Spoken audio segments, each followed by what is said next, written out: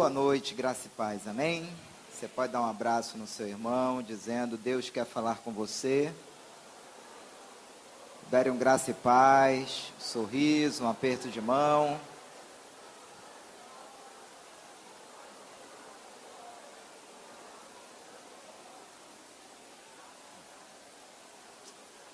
Amém? Ainda em pé, eu queria convidar você a abrir sua Bíblia em Ezequiel capítulo 37.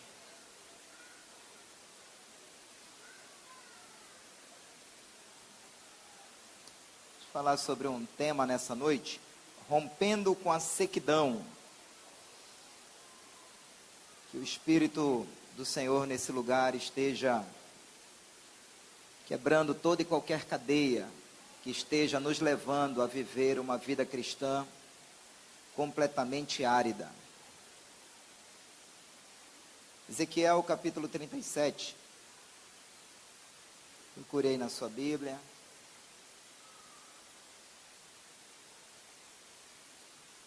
Amém?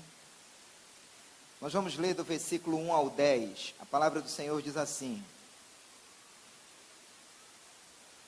Veio sobre mim a mão do Senhor, e ele me fez sair no espírito do Senhor, e me pôs no meio de um vale que estava cheio de ossos, e me fez passar em volta deles, e eis que eram muito numerosos sobre a face do vale, e eis que estavam sequíssimos. E me disse: Filho do homem, porventura viverão estes ossos? E eu disse: Senhor Deus, tu o sabes. Então me disse: profetiza sobre estes ossos e dize-lhes: ossos secos, ouvi a palavra do Senhor. Assim diz o Senhor Deus a estes ossos: eis que farei entrar em vós o Espírito do Senhor. Assim diz o Senhor Deus a estes ossos: eis que farei entrar o Espírito do Senhor e vivereis. E porei nervos sobre vós e farei crescer carne sobre vós, e sobre vós estenderei pele, porei em vós o Espírito e vivereis. E sabereis que eu sou o Senhor. Então profetizei como se me deu ordem, e houve um ruído, enquanto eu profetizava, e eis que se fez um rebuliço, e os ossos se chegaram cada osso a seu osso. E olhei, e eis que vieram nervos sobre eles, e cresceu a carne, e estendeu-se a pele sobre eles por cima, mas não havia neles ainda espírito. E ele me disse: profetiza ao Espírito, profetiza, ó Filho do homem, e dize ao Espírito: assim diz o Senhor Deus, vem dos quatro ventos, ó Espírito, e assopra sobre estes ossos, para que vivam. E profetizei como ele me deu ordem. Então o Espírito entrou neles, e viveram, e se puseram em pé um exército grande em extremo. Pode dizer amém? O Senhor se move nesse lugar, queridos.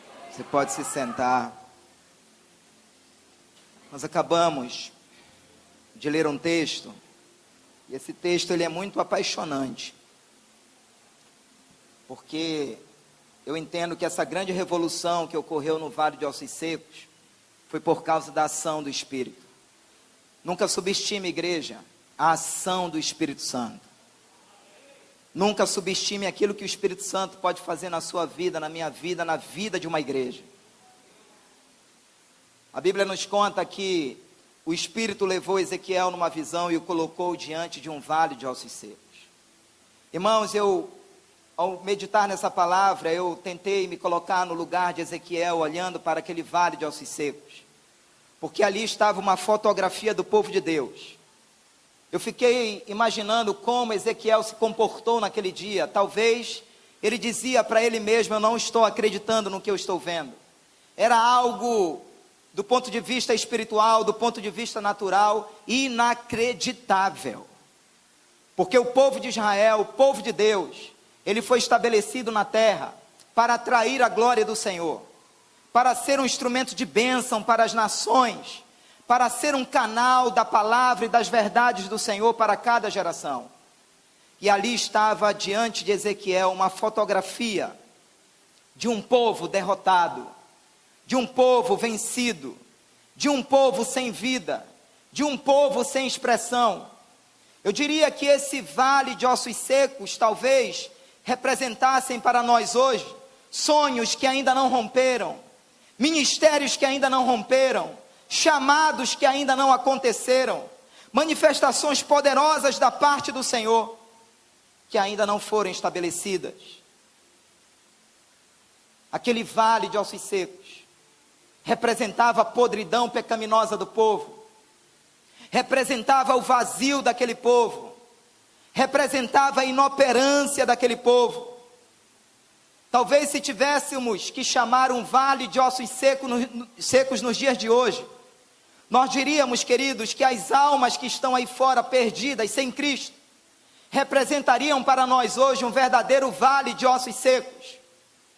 Almas que muitas vezes estão abandonadas, almas pelas quais passamos por elas o dia todo, e nem sequer falamos de Jesus, e nem sequer lhes pregamos o Evangelho. Ali estava aquele vale de ossos secos, aparentemente abandonado, aparentemente esquecido. Poderíamos dizer que a obra de missões mundial hoje, talvez representasse esse vale de ossos secos. Paz, meus irmãos, mas 30% da igreja brasileira já não investe mais em missões nos últimos 10 anos.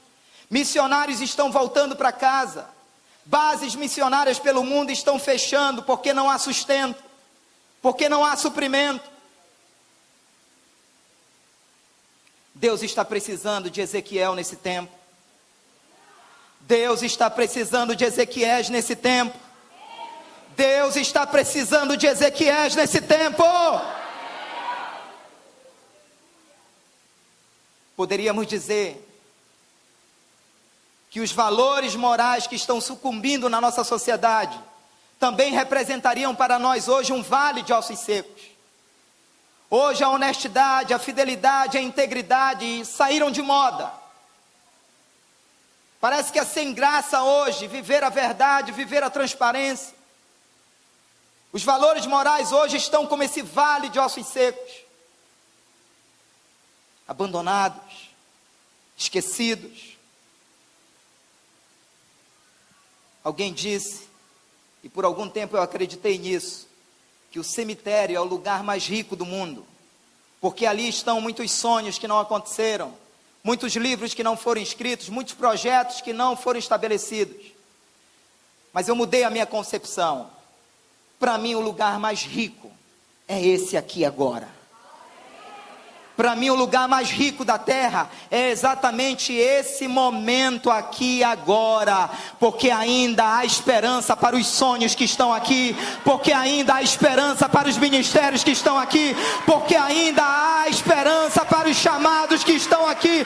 Se você crê nisso, aplauda Ele e libere um grito de liberdade. Eu creio! Aleluia! Por muito tempo eu cantei aquela música, o melhor de Deus ainda está por vir. Eu não canto mais assim, porque o melhor de Deus já veio. O melhor que Deus tinha no céu era Jesus Cristo de Nazaré, e Ele já veio há 2000 anos atrás. As promessas já se cumpriram nele.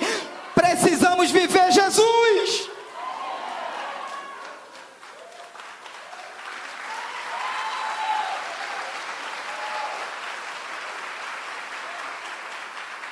O seu melhor momento não está por vir, querido, é aqui agora. O seu melhor momento é aqui e agora. Pastor, o que eu tenho que fazer para romper com essa sequidão espiritual? Pastor, o que eu tenho que fazer para sair dessa aridez espiritual? Eu vou lhe dar algumas dicas que eu vejo aqui nessa história. Em primeiro lugar, nunca vire refém das circunstâncias. Nunca. O versículo 1 diz: veio sobre mim a mão do Senhor, e Ele me fez sair no Espírito do Senhor, e me pôs no meio de um vale que estava cheio de ossos. Sabe, queridos, nós muitas vezes vamos vivendo um estilo de vida com tantas imagens distorcidas na nossa mente. Satanás, ele tem esse objetivo de distorcer certas imagens na nossa alma e no nosso coração. Quantas vezes nós vamos crescendo e vamos desenvolvendo, achando que nós não somos ninguém, achamos que não temos valor, achamos que não vamos chegar a lugar nenhum, achamos que não vamos romper, que não vamos crescer na vida. Quantas imagens distorcidas, quantas circunstâncias, queridos, vão se levantando contra nós. Escute algo, as circunstâncias que nos cercam sempre conspirarão contra a nossa vida. Não espere amar mais a Deus dependendo das circunstâncias que te cercam, porque nem sempre vai ser assim. Muitas vezes pessoas conspirarão contra nós, mas a grande verdade que eu vejo aqui é que foi o Espírito que levou Ezequiel para o meio de um vale. Não foi o diabo, não foi o inimigo, mas foi o Espírito do Senhor. Igreja, nem sempre o Espírito do Senhor vai nos levar a palácios, nem sempre o Espírito do Senhor vai nos levar a oásis, nem sempre o Espírito do Senhor vai nos levar para uma terra fértil. Muitas vezes o Espírito do Senhor vai nos colocar em determinados cenários para ver até onde nós estamos dispostos a glorificar o nome do Senhor. Tem algum amém aqui? Amém.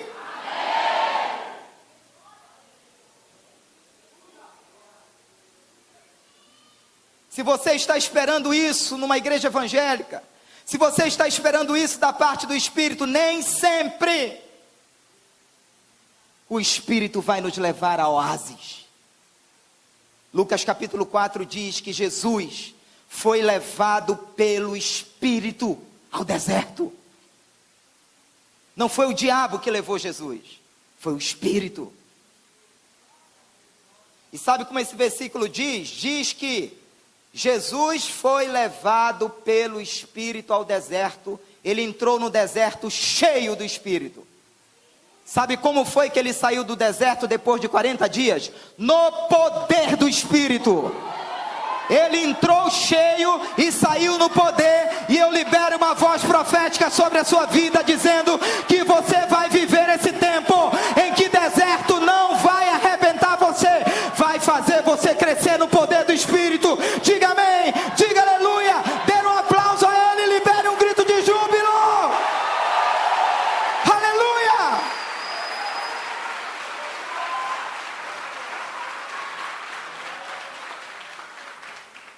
Em cada fase da nossa vida, Deus tem um propósito.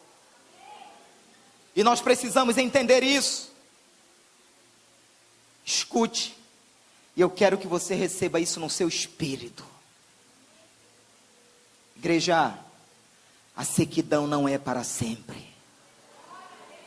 O vale pelo qual você passa não é para sempre.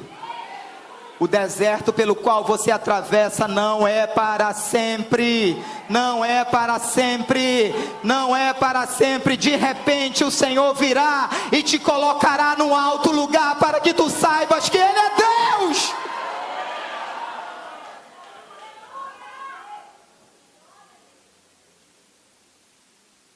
Choro não é para sempre. Choro não é para sempre. Você de preto que está aí chorando, choro não é para sempre.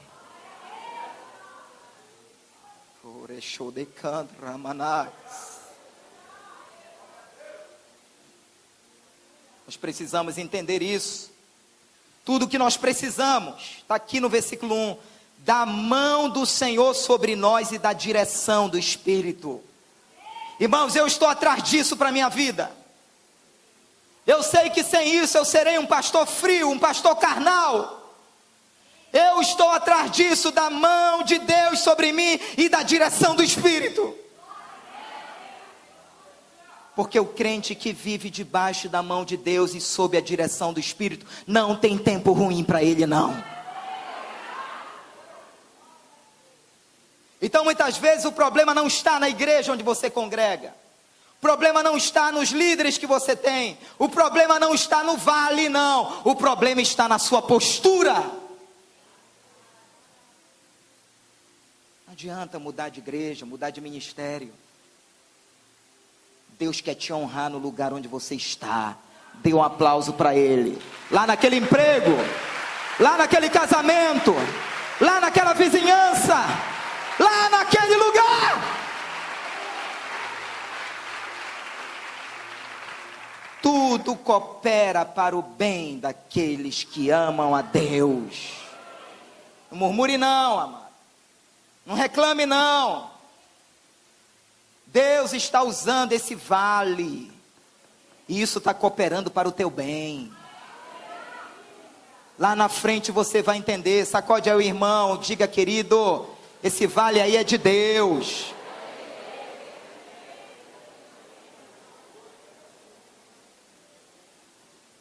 Pastor, com qual finalidade Deus nos coloca diante de alguns cenários de morte?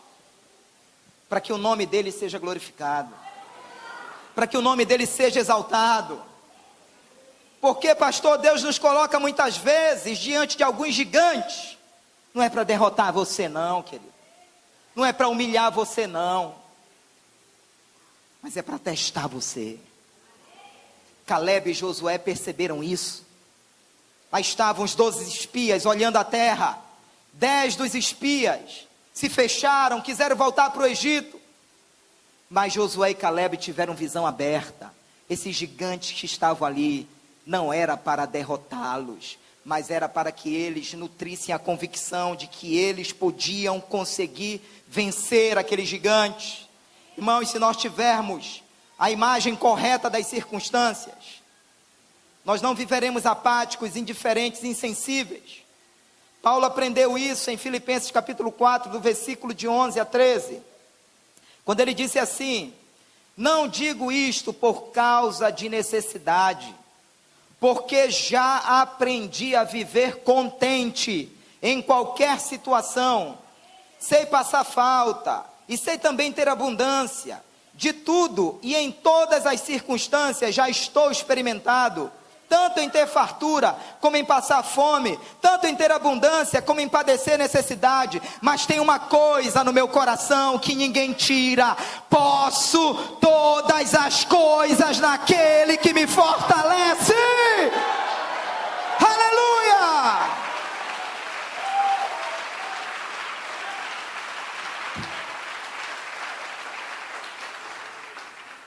O Senhor deu, o Senhor tomou, disse Jó. Bendito seja o nome do Senhor. Se nós não tivermos essa perspectiva e olharmos para o Senhor dessa maneira, nós teremos um monte de crente desanimado nos cultos, um monte de crente oprimido nos cultos. O meu justo, diz o Senhor, passará por muitas tribulações, mas de todas elas eu o livrarei, diz o Senhor dos exércitos.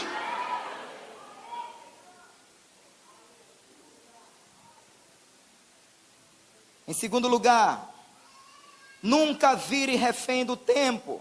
Versículo 2 diz assim: e me fez passar em volta deles, e eis que eram muito numerosos sobre a face do vale, e eis que estavam sequíssimos.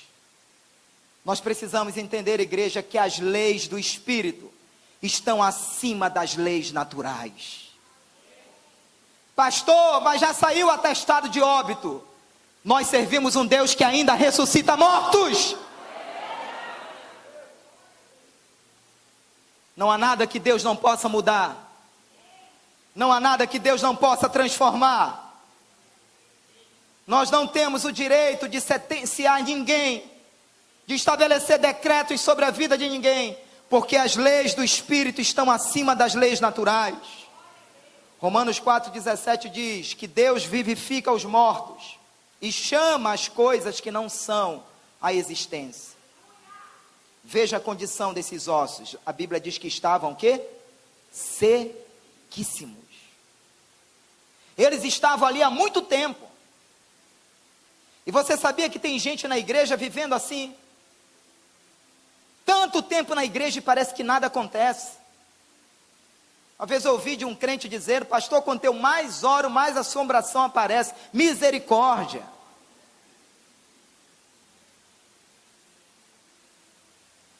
Muita gente assim. Eu já ouvi de crentes também dizendo: pastor, o meu tempo já passou. Está amarrado em nome de Jesus. Está doido. Meu tempo já passou. Crente não se aposenta. Eliseu mesmo morto, quando o defunto tocou nos seus ossos, o defunto ressuscitou. Eu declaro que esta unção será impregnada nos teus ossos, mesmo na sepultura. Tua vida ainda vai abençoar algumas pessoas. Aleluia!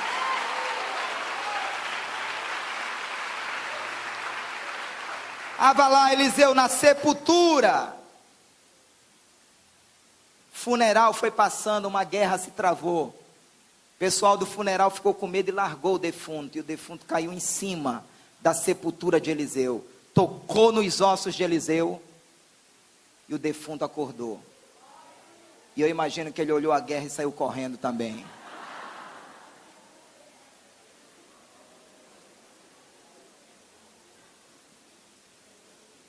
Meu tempo já passou. Crentes que dizem isso são crentes que estão sem vigor espiritual, sem disposição, sem fervor, sem ânimo.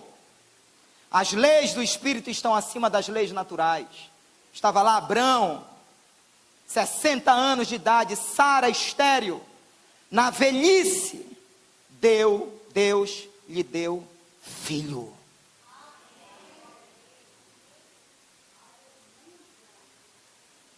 Amém? Quando Sara morreu, ele casa com Quetura. E aí que ele ficou Quentura, teve mais filho ainda.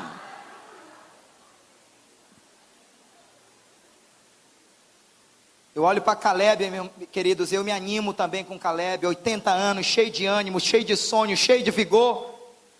Eu quero esse lugar que ninguém está querendo. Hebron, os gigantes estão ali, eu quero esse lugar.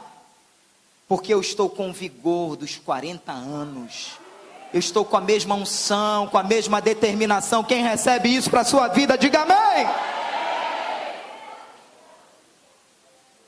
Você tem que desejar, querido, terminar melhor a sua vida cristã do que quando começou.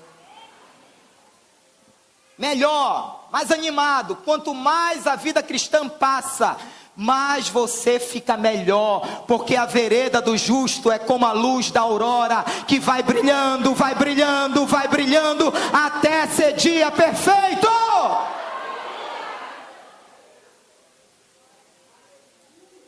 Paulo: combati o bom combate, acabei a carreira e guardei a fé. A glória da segunda casa, ela é maior do que a primeira. Jó terminou numa condição 2 vezes melhor do que quando começou. Sansão terminou a sua história com uma unção muito maior do que quando ele começou. Porque ele matou mais filisteus nos dias da sua morte do que em toda a história de vida dele. Sequíssimos, isso fala de ossos frágeis. Talvez isso represente para nós ossos, sonhos que se quebraram, projetos que se perderam, ministérios sem sustentação. Como boca de Deus, eu declaro aqui nessa noite: desperta a Igreja Batista Missionária da Amazônia. Levanta a Igreja Batista Missionária da Amazônia. Esse é o teu tempo, essa é a tua hora, esse é o teu momento.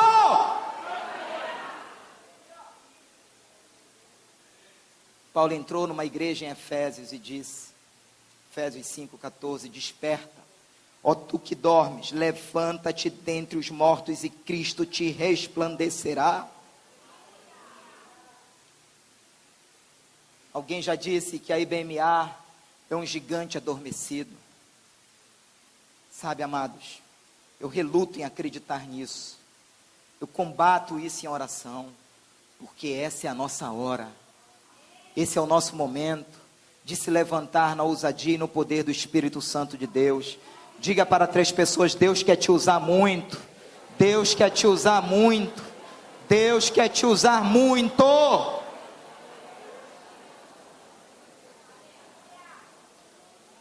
Eu creio que o Brasil ainda vai ouvir falar de ministérios que sairão daqui, de pastores que sairão daqui, de missionários que sairão daqui, de profetas que sairão daqui, de levitas que sairão daqui.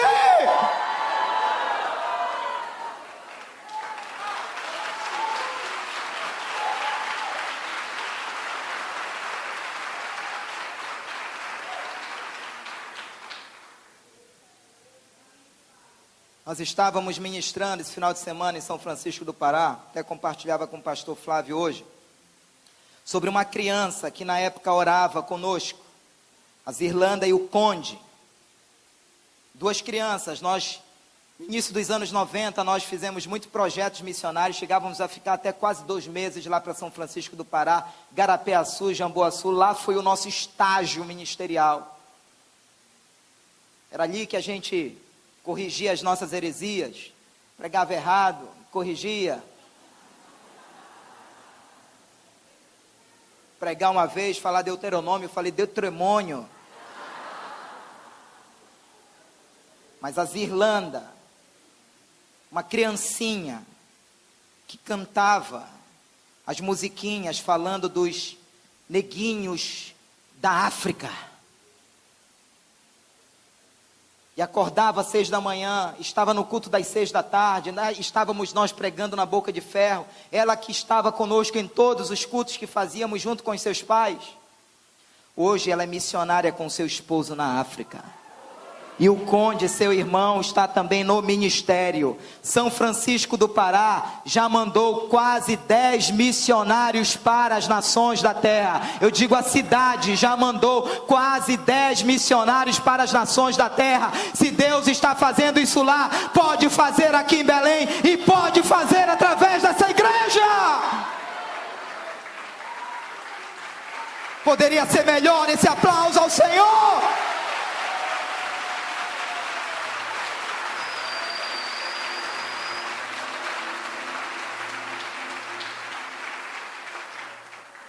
O tempo é agora.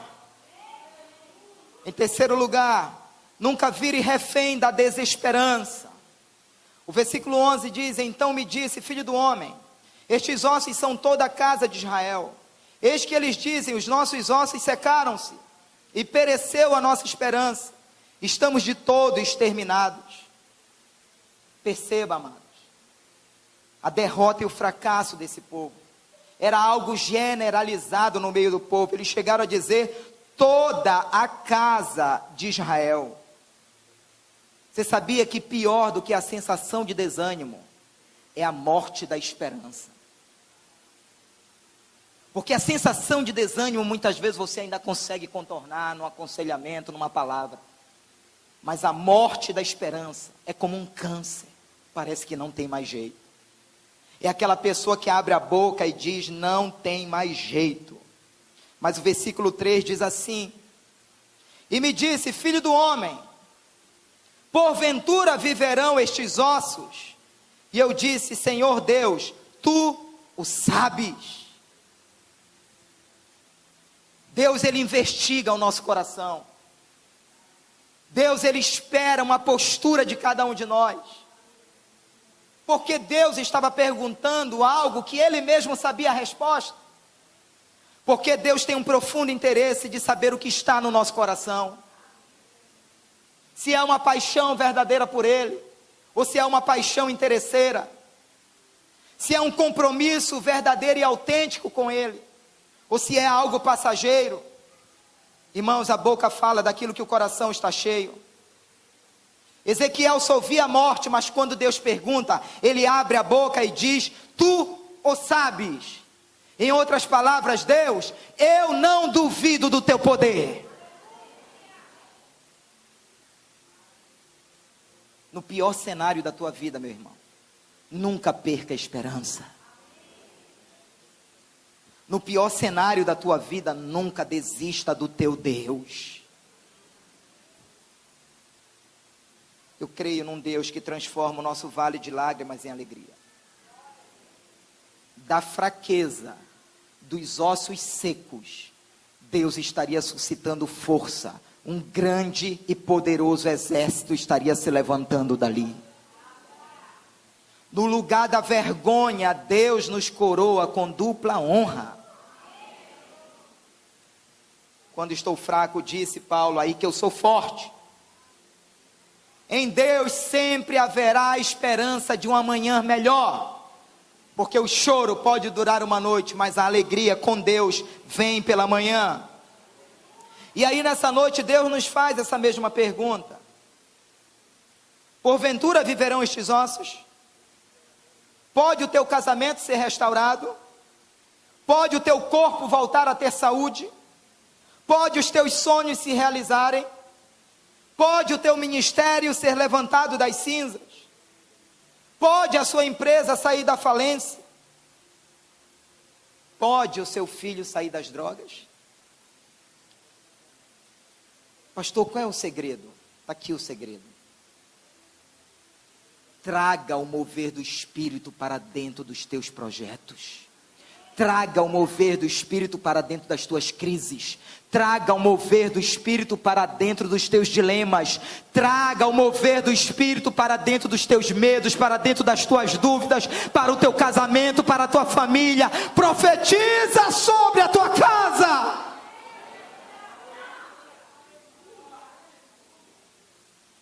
Precisamos dessa visitação. O sobrenatural de Deus preenche os nossos vazios, remove a nossa sequidão.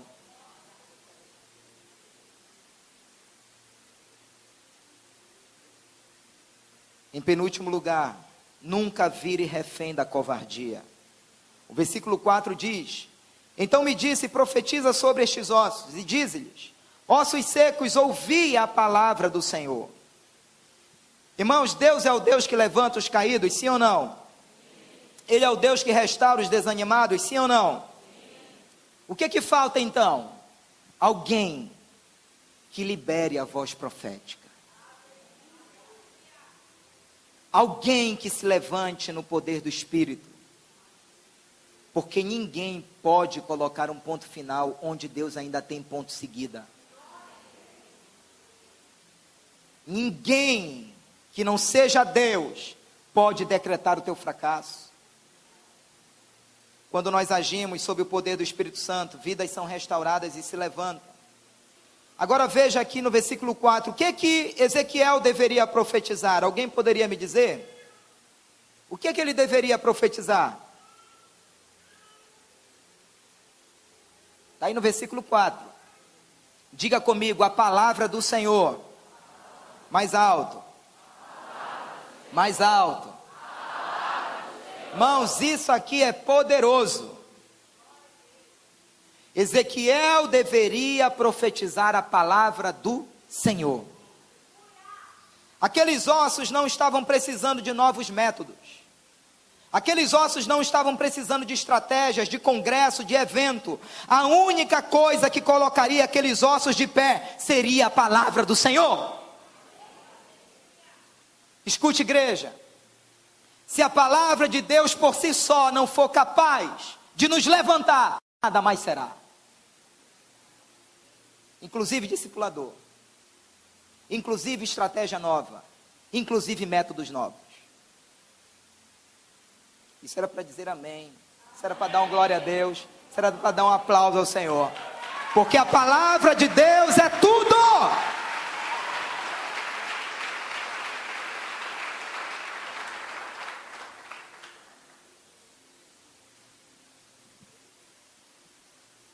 Nunca podemos permitir que métodos e estratégias roubem o lugar do Espírito Santo. Porque é Ele que move todas as coisas. Métodos e estratégias são bênção, mas eles não podem substituir a presença do Espírito Santo de Deus. Posso ouvir amém? Amém. A igreja precisa de pessoas cheias da palavra. Onde estão os Ezequiéis cheios da palavra? Eu sei dizer quando um crente está cheio de Deus, quando ele me diz quanto tempo ele gasta com a palavra, quanto tempo ele investe com a palavra, o quanto ele ama a palavra, o quanto ele procura viver a palavra. Crentes cheios da palavra se levantam. Crentes cheios da palavra levantam a outros. Ninguém segura uma igreja cheia da palavra. Ela se levanta como um poderoso exército numa geração. Eu estava quinta-feira falando com um grupo de pastores. E para minha surpresa, uma pastora que estava lá veio me dar um abraço. E eu lembrei dela. Ela era, na época, diretora. Contei essa experiência lá. Ela era diretora do Colégio Vilhena Alves em 1995. E ela me abraçou naquela reunião de quinta-feira, dizendo assim: pastor, eu logo lembrei dela. A primeira Bíblia que eu tive na vida, eu recebi das suas mãos, lá naquela escola. E hoje eu sou uma pastora, servindo a Deus no ministério. Nós não podemos perder a oportunidade. Se nós sairmos daqui e a nossa vida evangelística, a nossa vida de oração e a nossa vida de meditação continuarem as mesmas, não sei se valeu a pena estarmos aqui. Porque essa é uma palavra que vai entrar por aqui e sair por aqui, a menos que o Senhor nos toque. Porque quando o Senhor nos toca, nossa vida não é mais a mesma. Estávamos no evangelismo lá em Benfica. E como é surpreendente, nós fomos em uma casa, e era uma casa que nós passamos assim pelo meio de um matagal, era uma casa que estava bem distante da pista. E quando nós entramos naquela casa, tinha um rapaz lá, muito, até forte, mas com a perna muito inchada. E quando eu entrei, ele me olhou, ficou me olhando, e aí ele disse assim: eu te conheço. E eu logo pensei: meu Deus, me descobriram. Lá em Benfica, no meio de um negócio assim que era difícil de chegar lá. Eu disse: você me conhece de onde? Quando você passou o filme Jesus em 1994 na Maria Guiar, num telão, eu estava lá assistindo aquele filme e aquela mensagem entrou no meu coração. Quase 20 anos depois. E para mim Deus estava dizendo que o nosso investimento no reino nunca é em vão. Cada palavra que você libera, cada ida sua numa célula, cada semente que você plantou no coração de um discípulo, nada disso está sendo em vão.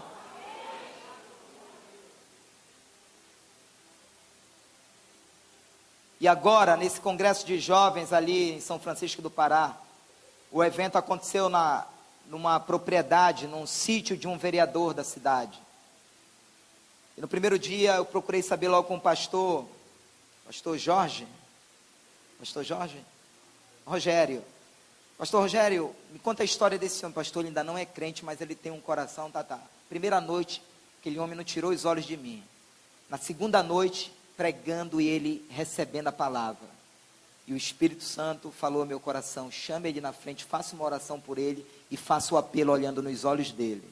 Chamei ele na frente, nós oramos por ele, abençoando a casa dele, a família dele. Quando ele abriu os olhos, eu disse: Aguinaldo, você nessa noite deseja receber Jesus como teu Senhor e Salvador? E levantou a mão e disse: eu recebo. Vai dar um aplauso mesmo ao Senhor.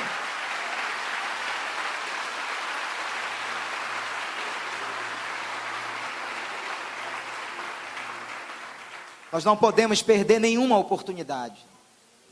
Nenhuma oportunidade. Nenhuma oportunidade. E olhei, e eis que vieram nervos sobre eles, e cresceu a carne, e estendeu-se a pele sobre eles por cima, mas não havia neles espírito.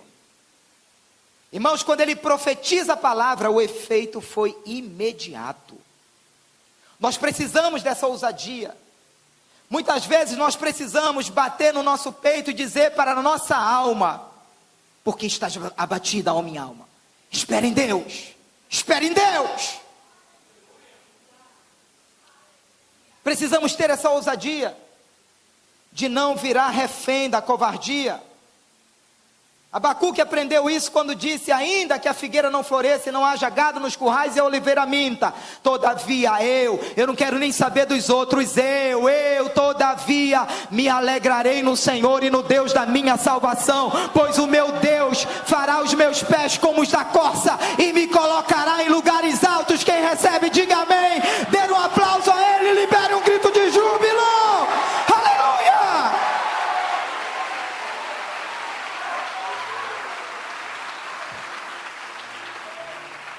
Nada, disse Paulo, pode me separar do amor de Cristo. Crente saindo da igreja porque não lembraram da data do aniversário dele, porque o irmão olhou feio para ele. Que é isso, querido? Deus quer te projetar para ir para a cova dos leões. Deus quer te projetar para passar em fornalha e fazer o nome dele ser glorificado naquele lugar. Crente de fibra, crente que não quebra fácil. E em último lugar, seja refém do mover do Espírito. O versículo 7. Então profetizei como se me deu ordem. E houve um ruído. Enquanto eu profetizava, eis que se fez um reboliço, e os ossos se chegaram cada osso a seu osso. Veja, enquanto eu profetizava, na medida em que eu profetizava, Deus movia o sobrenatural. Queridos, eu declaro isso para a sua vida, que na medida que você se encontrar orando, que na medida que você se encontrar buscando, que na medida que você se encontrar adorando, Deus vai te arrancando da sequidão, Deus vai te arrancando da mesmice, Deus vai te arrancando da acomodação. Diga amém.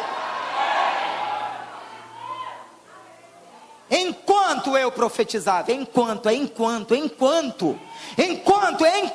não é depois, é enquanto.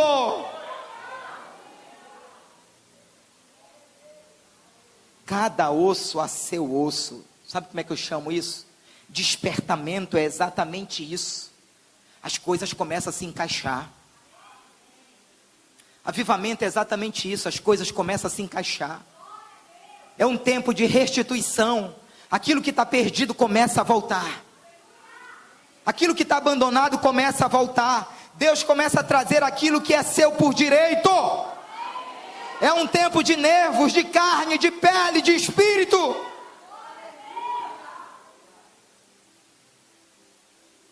Nenhum avivamento na face da terra aconteceu sem um comprometimento com vida de oração e palavra. Refém do Espírito. Refém do Espírito. Irmãos, eu quero terminar dizendo que aquilo que não queima em nós, não vai queimar, pastor Cid, no coração de ninguém. Se o evangelho não ferve dentro de nós, quando você abrir a boca para falar desse evangelho, é letra morta. É letra morta. Mas aquilo que está fervendo dentro de você, quando você fala, aquilo vai como fogo, aquilo vai como uma espada afiada. Bota a letra daquela música que nós estávamos cantando, Quem Já Entrou no Santo Lugar. Eu quero falar um negócio aqui sobre essa letra. Eu quero encorajar alguns e desencorajar a outros a quando cantarem esse cântico. Bota a letra dessa canção aí.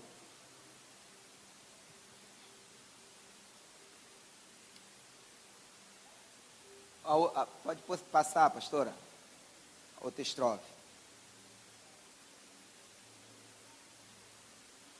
Irmãos, se essas duas últimas frases não forem verdade na sua vida, não cante mais essa música.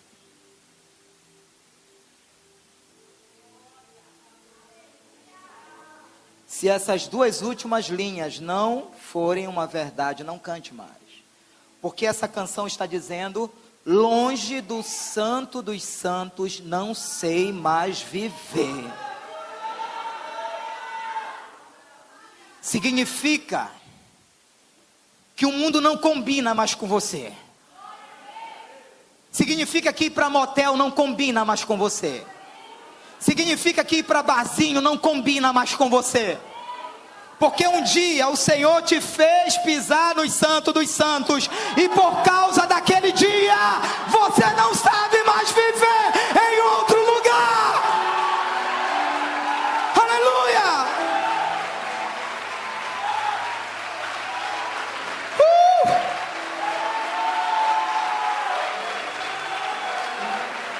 Bota a outra estrofe. A outra estrofe.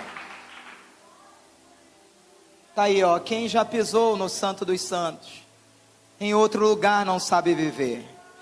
E onde estiver, seja no vale, seja no deserto, seja na prova, seja na luta, seja na dificuldade financeira, aonde estiver, ele clama pela glória, a glória de Deus.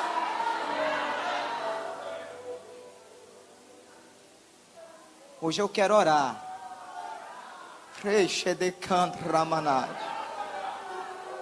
Hoje eu quero orar por aqueles que desejam dedicar o resto da sua vida para viver isso. Dizendo: Senhor, eu quero aprender a depender da Tua palavra, eu quero aprender a depender do Teu agir, eu quero aprender a depender do Teu Espírito, eu quero aprender a depender do Teu fogo, eu quero aprender a depender da Tua graça, eu quero aprender a depender, Senhor, daquilo que já é meu na cruz.